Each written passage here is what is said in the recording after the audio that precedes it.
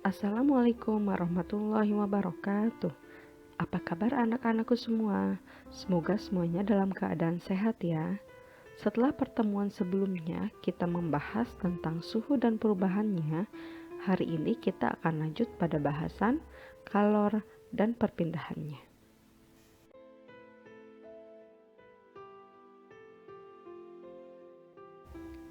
Tujuan pembelajaran kita kali ini yaitu melalui pengamatan dan menyaksikan video pembelajaran, peserta didik dapat menjelaskan konsep kalor dan menganalisa hubungan kalor dengan suhu benda dan wujudnya, serta menunjukkan ketelitian dan kerjasama saat mengumpulkan data untuk menyelidiki pengaruh kalor terhadap suhu dan wujud benda.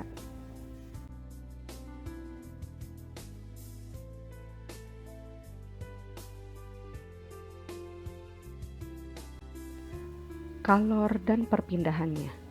Kalor adalah energi panas yang berpindah dari benda bersuhu lebih tinggi ke benda bersuhu lebih rendah.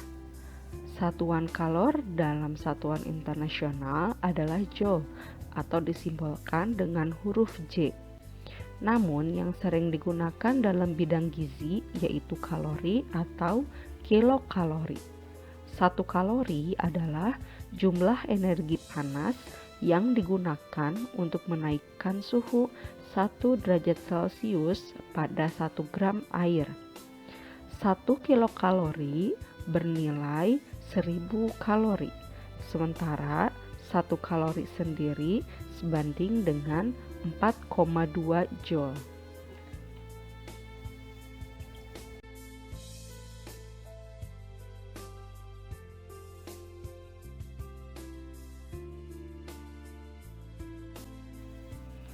Faktor-faktor yang mempengaruhi kalor untuk menaikkan suhu suatu benda.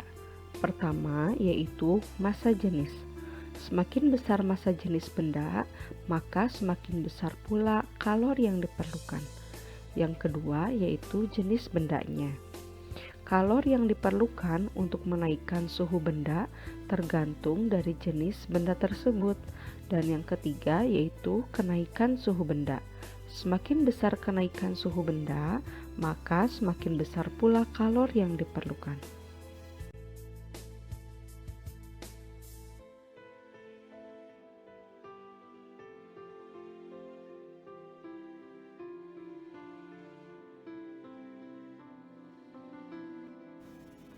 Secara matematis, rumus kalor yaitu Q sama dengan M dikali C dikali delta T, di mana Q merupakan kalor yang diperlukan dengan satuannya yaitu joule.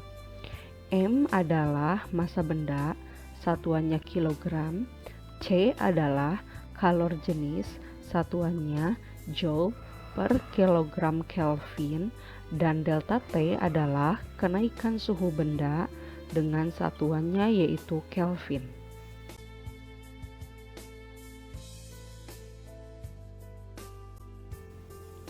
Kalor dan perubahan wujud benda. Apa hubungannya ya? Nah, jadi ketika suatu benda itu berubah wujud, maka dia memerlukan kalor atau melepas kalor. Di dalam gambar terlihat beberapa contoh perubahan wujud yang memerlukan kalor, yaitu melebur, menguap, dan menyublim. Sementara perubahan wujud yang melepaskan kalor diantaranya yaitu membeku, mengembun, dan menghablur atau mengkristal.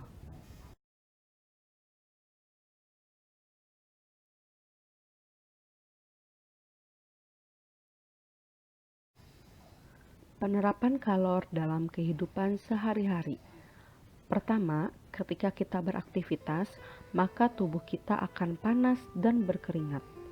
Ketika keringat menguap, maka memerlukan kalor. Contoh yang kedua yaitu pembuatan kolam. Kolam dapat menyejukkan lingkungan. Di siang hari, air kolam menguap sehingga membutuhkan kalor. Kalor tersebut diambil dari udara sekitar kolam yang panas, sehingga dengan adanya kolam, udara lebih dingin dan sejuk.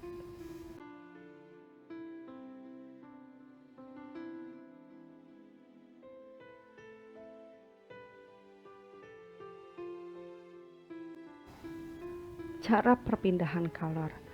Ada 3 cara perpindahan kalor, yaitu yang pertama adalah konduksi. Konduksi merupakan perpindahan kalor melalui bahan tanpa disertai partikel-partikel bahan tersebut. Contohnya adalah ketika kita menyetrika baju. Cara perpindahan kalor berikutnya yaitu konveksi. Konveksi merupakan perpindahan kalor melalui suatu bahan disertai partikel-partikel bahan tersebut. Contohnya yaitu terjadinya angin darat dan angin laut di pantai. Cara perpindahan berikutnya yaitu radiasi. Radiasi merupakan perpindahan kalor tanpa memerlukan medium. Contohnya ketika kita berada di dekat api unggun, maka tangan kita akan ikut terasa panas.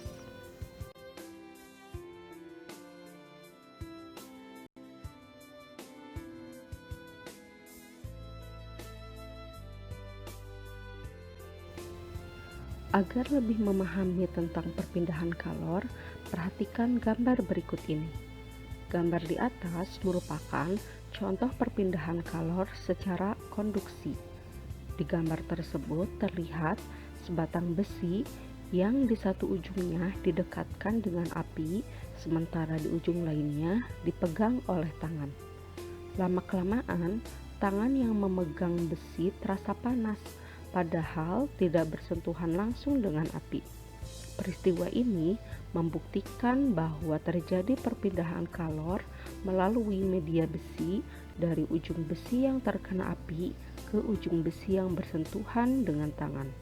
Namun perpindahan kalor yang terjadi tidak diikuti oleh perpindahan medianya, yaitu besi. Gambar di sebelah kiri merupakan contoh perpindahan kalor secara konveksi. Gambar tersebut memperlihatkan proses terjadinya angin darat dan angin laut di pantai. Dalam peristiwa ini terjadi perpindahan kalor melalui media udara, di mana media berupa udara tidak ikut berpindah tempat juga. Berikutnya yaitu gambar di sebelah kanan merupakan contoh perpindahan kalor secara radiasi. Di gambar tersebut terlihat sekelompok anak yang mengelilingi api unggun. Walaupun mereka tidak menyentuh langsung apinya, namun badan mereka dapat merasakan hangatnya api unggun. Dalam peristiwa ini terjadi perpindahan kalor tanpa memerlukan medium.